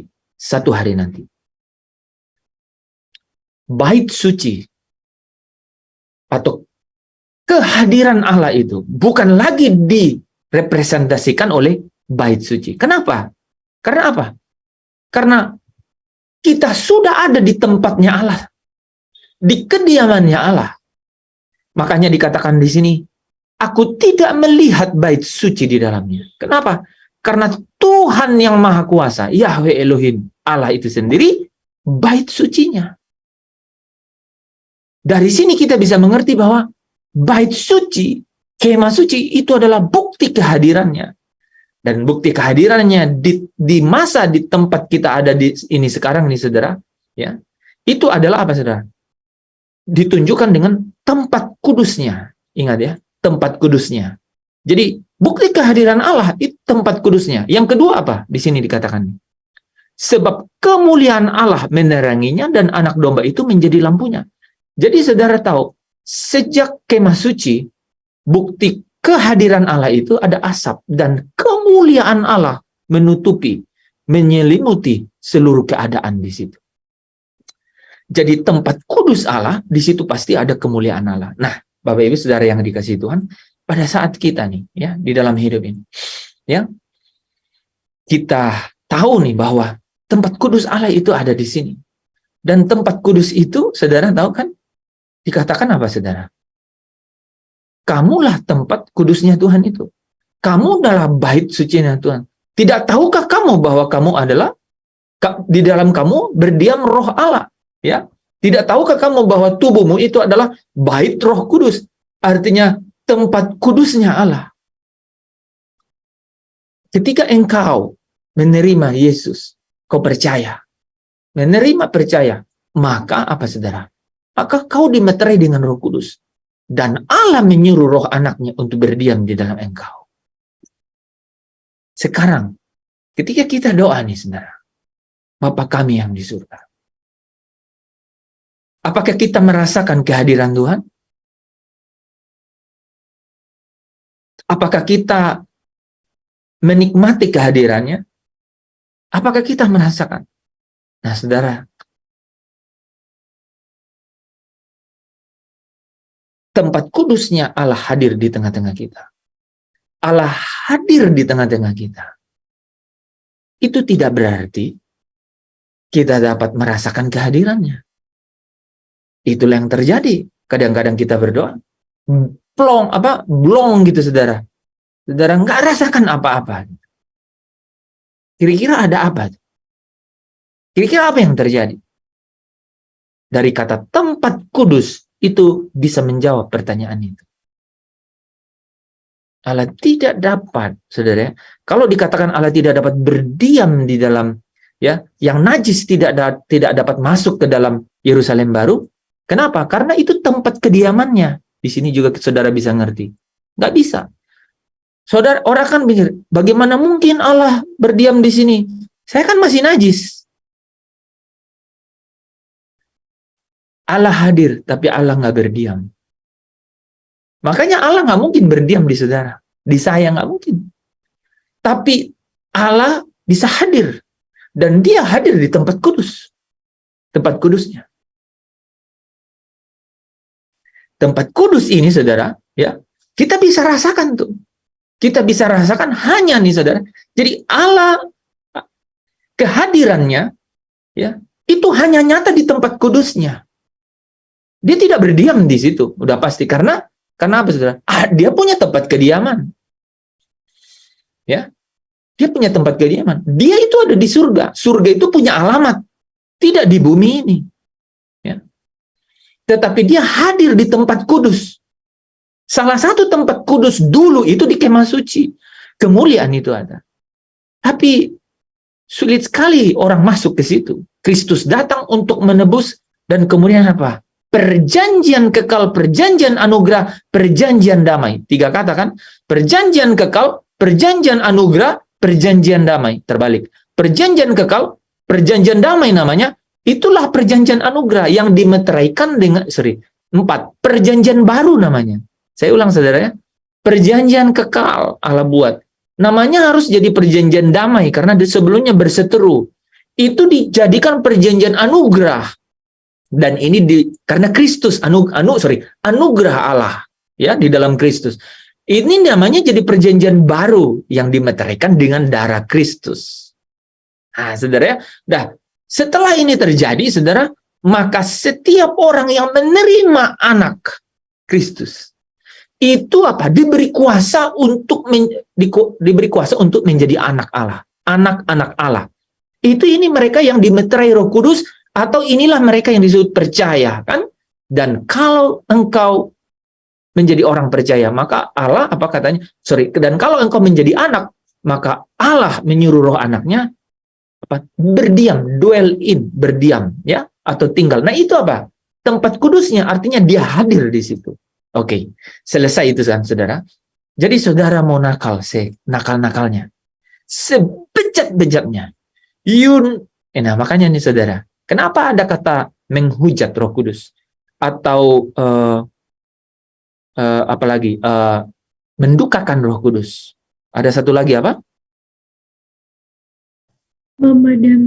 Memadamkan Roh Kudus. Kenapa ada kata-kata itu, saudara? Karena dia selalu ada di sini. Dia akan nggak pernah pergi dari diri saya. Yang terjadi bisa memadamkan, bisa menghujat atau mendukakan, ya. Saudara bisa memadamkan. Artinya apa? Dia bersuara tapi saudara nggak dengar. Bersuara lirih, sayup, lembut, saudara nggak dengar. Saudara memadamkan. Pada saat dia berbicara terus dan saudara tetap tidak mau mendengarkan, dia merasa berduka. Saudara mendukakan roh itu. Kalau saudara sudah menuju ke situ, maka orang-orang bisa menolaknya. Itu menghujat Roh Kudus. Tapi dia tetap ada di situ. Nah, Bapak Ibu, itu buktikan bahwa dia ada di situ. Nah, sekarang sebaliknya. Bagaimana nih supaya saya bisa merasakan kehadirannya? Kan dia pasti hadir. Ingat, ini jadi malam hari ini saudara jadi tahu, oke, dia ada diam di sana, tapi dia juga hadir di sini. Sekalipun ya saya najis, saya kotor, tapi kehadirannya ada. Kok bisa ya? Karena ini bukan tempat kediamannya. Terjawab ya. Tempat kediamannya nggak bisa lagi. Satu hari nanti saudara dan saya yang tidak beres nggak bisa pulang. Karena tidak ada yang najis yang boleh masuk ke sana. Di sini masih bisa, karena itu hanya kehadirannya. Saya ingat ya, satu ayat bilang begini, saudara. Pujian-pujian kerub itu bahkan terdengar keras ke pelataran. Saudara tahu kata pelataran itu kaitannya dengan apa? Diinjak-injak oleh roh najis. Itu artinya iblis dan sekutunya. Artinya apa? Keinginan-keinginan daging terjadi di situ. Keinginan itulah yang terjadi dalam diri kita nih. Utuh kita dalam tubuh ini ada kodrat dosa. Di situ tuh daerah pelataran itu. Makanya kepada Yohanes dibilang jangan mengukur bagian itu. Makanya apa? Tubuh ini harus lepas. Supaya apa? Supaya hanya yang benar-benar kudus, di mana tempat kudus Allah hadir itu yang bersatu, ya, dikatakan berpindah dan terpisah dari bumi ini dan menyatu dengan tempat kudus Allah, tempat kediaman Allah. Saudara, ya. Jadi saudara, ya, di dalam diri kita ini ketika kita berdoa, ya, Bapa kami yang di surga, terus sepertinya tidak ada apa-apa, tidak ada kehadiran yang kita rasakan. Satu jawabannya, saudara.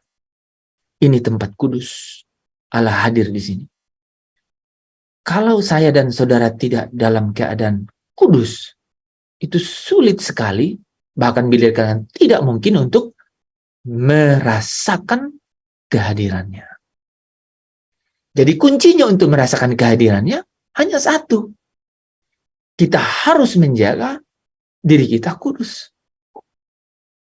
Saudara uji saja ini ya, saudara. Tahan semua keinginan.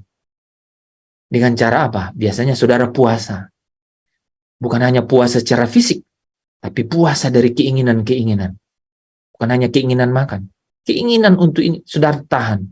24 jam saja. Atau 12 jam, coba saja. Saudara pasti, ya setelah 12 jam atau setelah lewat 6 jam lah. Biasanya kan orang makan 6 jam sekali. Setelah lewat 7 jam, saudara pakai angka 7 jam. Saudara datang. Bapa yang di surga. Beda banget. Uji itu saudara. Tambah 5 jam lagi setelah 12 jam. Saudara doa. Bapa yang ada di surga. Wah, itu seperti tahta itu sudah ada di depan saudara dan saya. Saya bisa rasakan itu, saudara. Kita bisa rasakan. Jadi Allah hadir di sini, di tempat kudusnya, itu sudah pasti. Saya ulang. Itu sudah pasti. Karena apa? Itu perjanjian kekal, itu perjanjian damai, itu perjanjian anugerah, itu perjanjian baru yang dimeteraikan dengan darah Kristus. Dia hadir di sini.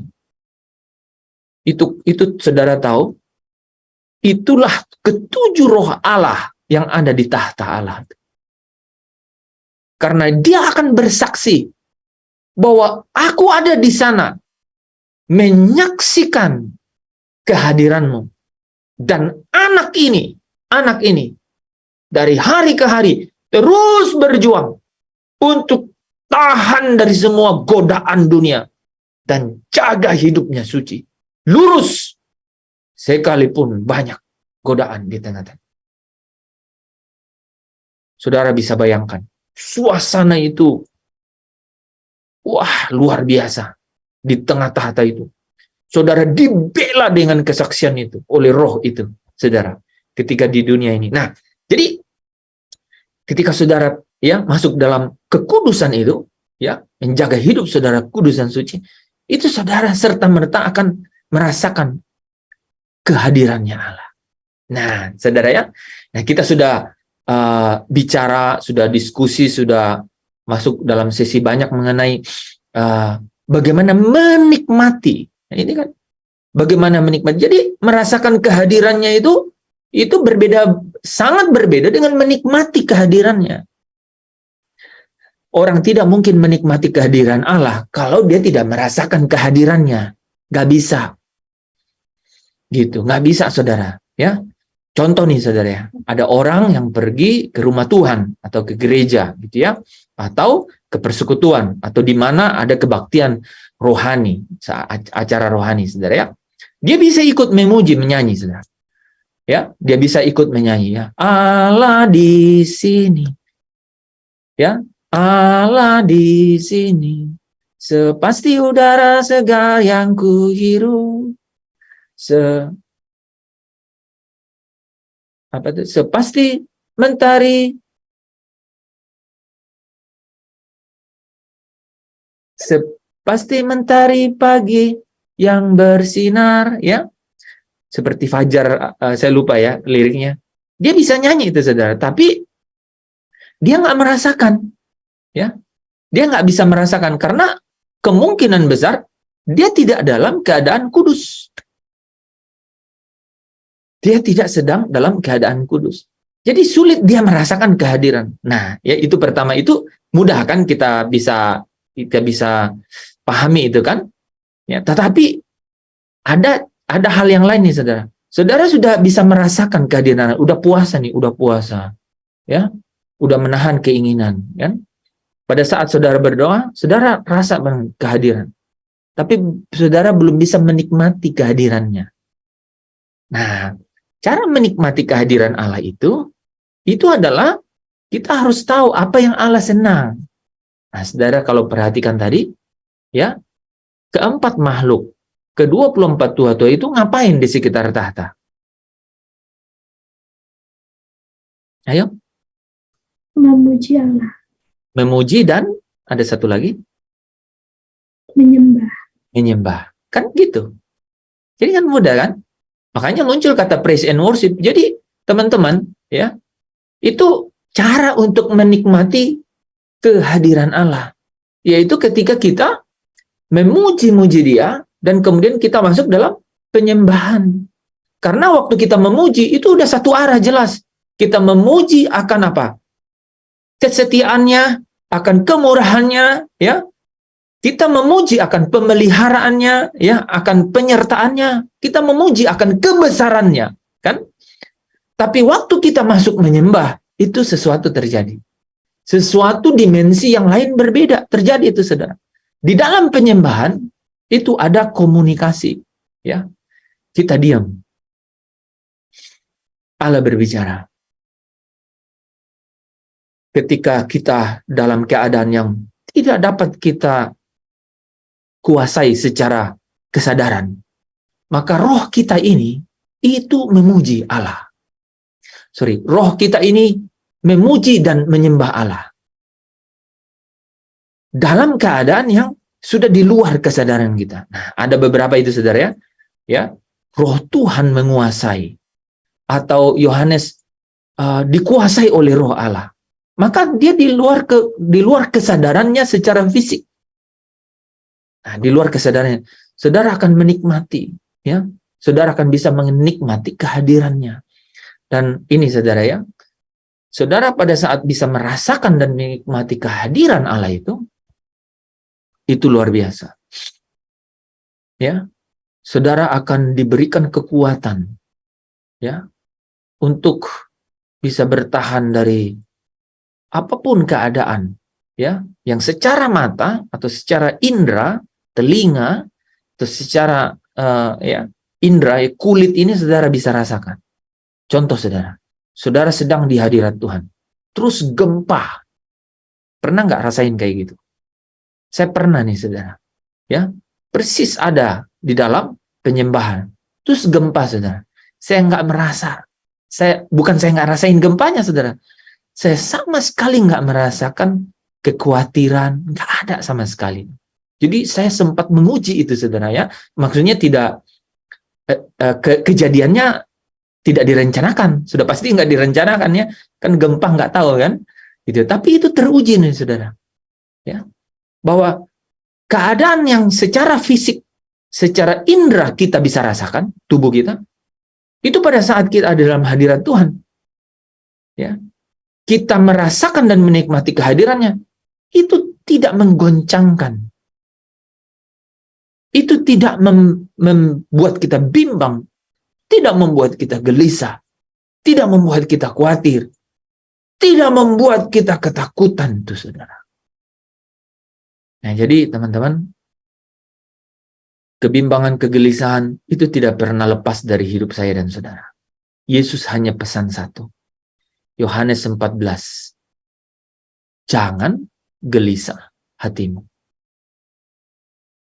Jadi dia tidak bilang buang gelisah dari hatimu. Enggak. Dia tahu nggak mungkin kamu terlepas dari kegelisahan.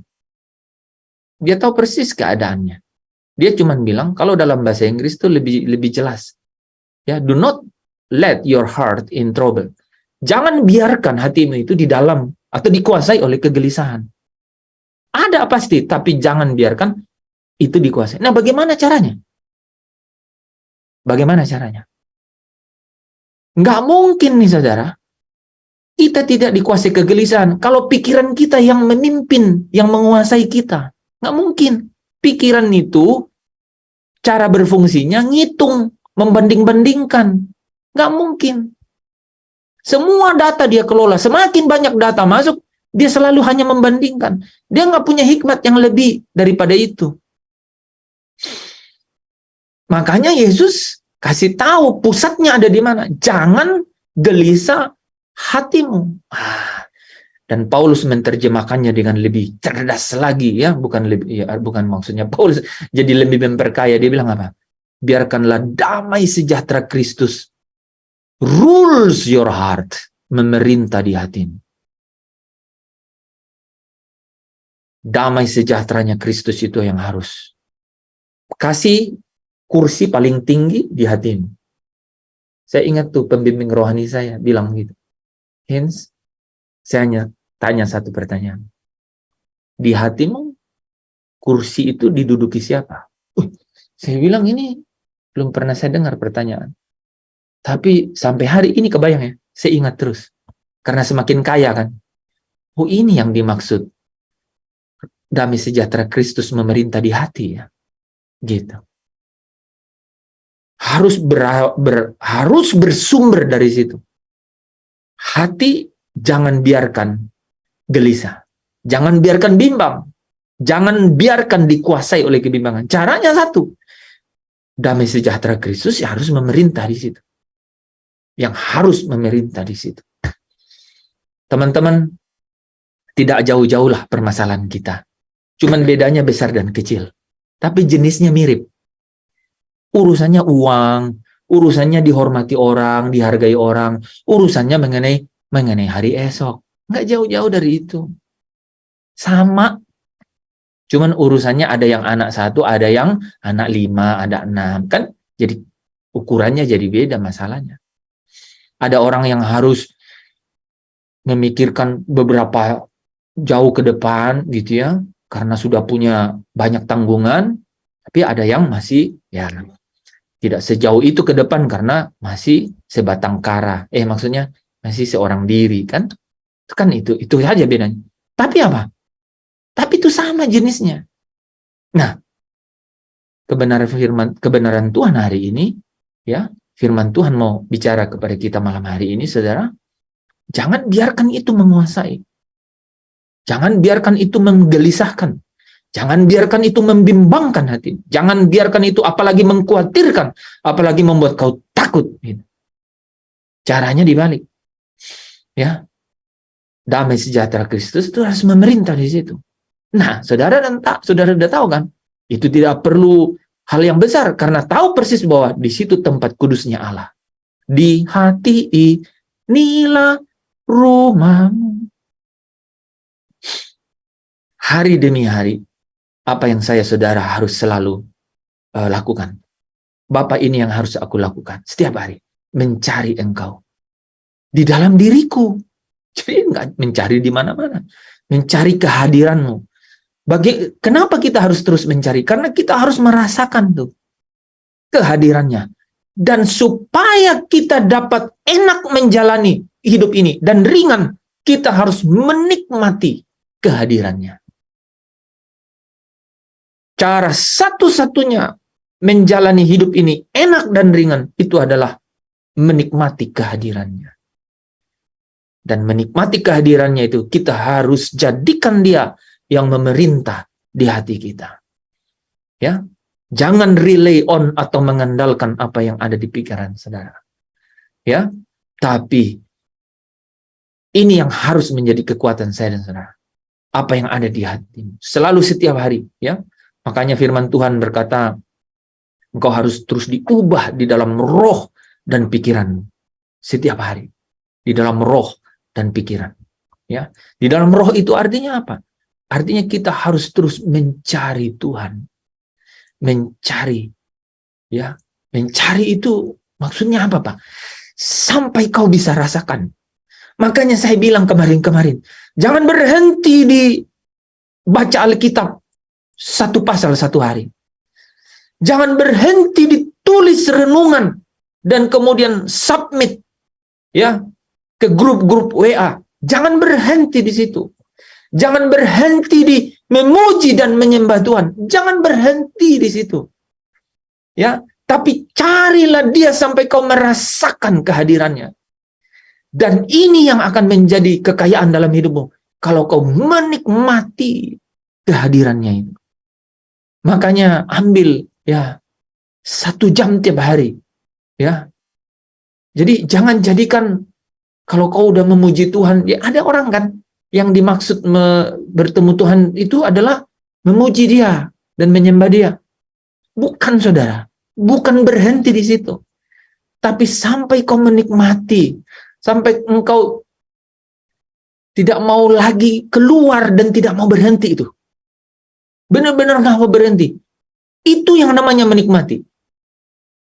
Bukankah kita begini nih, saudara? Ya, terlalu banyak alasan kan untuk berhenti kan? Pada saat kita sudah nyaman nih ya, udah mulai merasakan keadaan, tiba-tiba bilang, itu udah ditelepon belum? Yang itu udah dikerjain belum? Itu loh. Yang itu nanti gimana itu? Banyak sekali alasan kan untuk kita berhenti. Tapi saudara, masuklah sampai saudara menikmati Tuhan. Sampai saudara nggak mau berhenti. Nggak mau berhenti. Nah, itu menikmati kehadiran. Hanya kalau engkau menikmati kehadiran Allah, maka engkau akan hidup enak dan ringan. Itu kata Yesus. Matius 11 ayat yang ke-30 ya.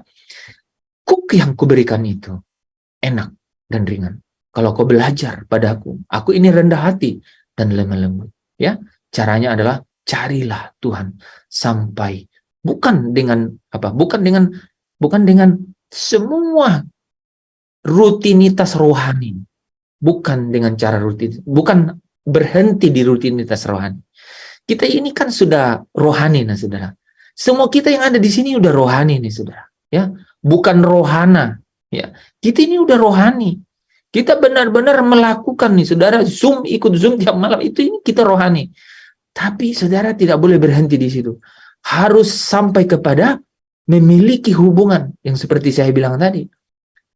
Ekspresi Bu Rima waktu bicara mengenai Pak Joni itu karena hubungan. Sehingga emosional. Saudara pernah nggak punya emosional pada saat menikmati kehadiran Tuhan? Disitulah yang menunjukkan saudara sedang benar-benar punya hubungan yang spesial dengan Bapa, dengan Allah. Dan dengan cara itulah saudara pasti memiliki kekuatan untuk hidup menikmati dan beban di dunia ini ringan. Karena saudara akan bilang begini, Yesus segeralah datang. Aku tidak ada yang kupertahankan di dunia. Aku mau hidup bersama-sama dengan engkau. Itulah tujuan hidupku. Itulah satu-satunya kerinduan di dalam jiwaku. Ya, saudara ya. Oke, ya sampai di situ firman Tuhan. Ya, bila firman itu menjadi kekuatan baru ya di dalam kita dan menjadi sau yang kuat, menjadi pengharapan dan menjadi karang yang tahan dari terpaan ombak di tengah dunia ini. Terpujilah Kristus, Bapa yang ada di kerajaan surga. Ya, mari kita berdoa. Terlebih-lebih lagi kami datang kepadamu malam hari ini karena kami telah menikmati sajian lezat dengan setiap firman kebenaran. Kami dipuaskan, yang lapar dikenyangkan. Tuhan, kami tidak mau berhenti di situ, tapi kami mau menikmati, terus menikmati kehadiran-Mu. kehadiran-Mu yang membebaskan kami dari segala sesuatu yang membelenggu, yang membimbangkan, yang menggelisahkan, yang mengkhawatirkan, yang menakutkan. Kami ingin dibebaskan di dalam kehadiran-Mu, Tuhan. Bimbing kami supaya kami terus dapat didorong untuk menikmati dan merasakan dan menikmati kehadiran-Mu di dalam kehidupan kami. Bapa yang baik,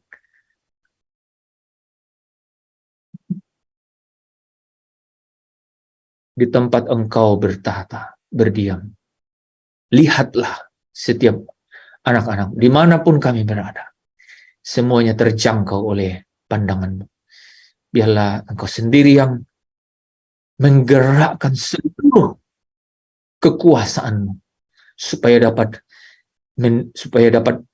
menggerakkan seluruh kehidupan kami ini untuk sungguh-sungguh mencari Engkau, sungguh-sungguh dapat menemukan Engkau, sungguh-sungguh dapat menikmati akan kehadiran Tuhan. Biarlah Roh-Mu yang kudus terus menuntun dan menyertai kami, terus membawa kami ke dalam seluruh kebenaran. Karena kebenaran-kebenaran ini, Tuhan, akan terus menguduskan, menyucikan kami dari segala sesuatu yang membelenggu kehidupan kami. Segala filsafat dan semua kemewahan, semua janji tipu daya dunia ini, Tuhan. Tapi firman itu adalah firman yang hidup dan firman yang kuat. Firman yang berkuasa, firman yang akan memberi kami pembebasan. Firman yang akan memberikan kami kemerdekaan. Sehingga daripadanya, dari hari ke hari, Tuhan, kami akan kuat di dalam Engkau. Semakin teguh di dalam Engkau. Terima kasih Bapa. Di dalam nama Yesus, ketika firman ini disampaikan, hamba percaya bahwa di tempat setiap anak-anak-Mu ini, hamba-hamba-Mu berada, Engkau hadir. Allah hadir. Kehadiran-Mu akan nyata, dan kehadiran-Mu itu akan membebaskan mereka dari setiap kelemahan-kelemahan tubuh, sakit penyakit yang ada di dalam tubuh mereka. Hamba doa, hamba perkatakan bahwa kelemahan itu hari ini akan, sekarang ini juga, mereka itu, semua itu takluk dan akan dipulihkan, disembuhkan, dihilangkan, lenyap dalam nama Yesus.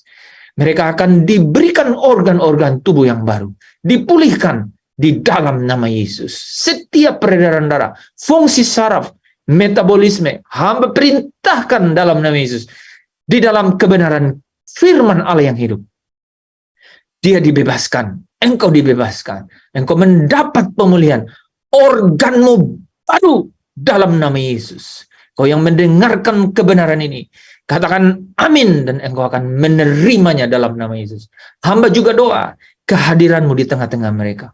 Apa yang membelenggu hidup mereka secara fisik, psikis, dalam nama Yesus. Keadaan ekonomi, dalam tekanan, harapan-harapan, ada beban-beban, ada tanggungan, dalam nama Yesus. Boleh semua pintu tertutup, tapi ketika kami menengadah ke atas, maka Allah akan turun tangan melihat dari atas. Allah akan bekerja. Allah akan turut bekerja di dalam segala sesuatu, mendatangkan kebaikan. Pintu berkat. Engkau katakan, aku akan memberkati mereka dan akan memberikan tempat kudusku di tengah-tengah mereka. Hamba berdoa Tuhan, supaya Engkau sendiri berikan pintu-pintu itu terbuka. Ada terobosan-terobosan yang baru di dalam pekerjaan, di dalam usaha mereka, di dalam kuliah mereka, di dalam sekolah, di dalam apapun pelayanan mereka. Ada pintu baru yang Tuhan bukakan untuk mereka. Kehadiran-Mu itu nyata. Mereka akan dibebaskan dari belenggu-belenggu. Di dalam nama Yesus terjadi. Biarlah berkat dari Allah Bapa dan penyertaan oleh Roh Kudus, bahkan sukacita dan damai sejahtera dari Kristus Yesus Tuhan, penebus, sahabat, dan penolong kita, juru selamat, yang akan satu hari nanti kita akan berjumpa bersama-sama. Mulai hari ini akan terus memelihara kita sampai Maranatha, sampai Dia datang kembali di atas awan-awan, menyongsong Dia di awan-awan, bersama dengan Dia untuk masuk ke dalam perjamuan kawin. anak domba. Saudara yang diberkati, saudara yang bersukacita, bersama dengan saya katakan, amin. Amin. Amin. Amin. Terima kasih teman-teman.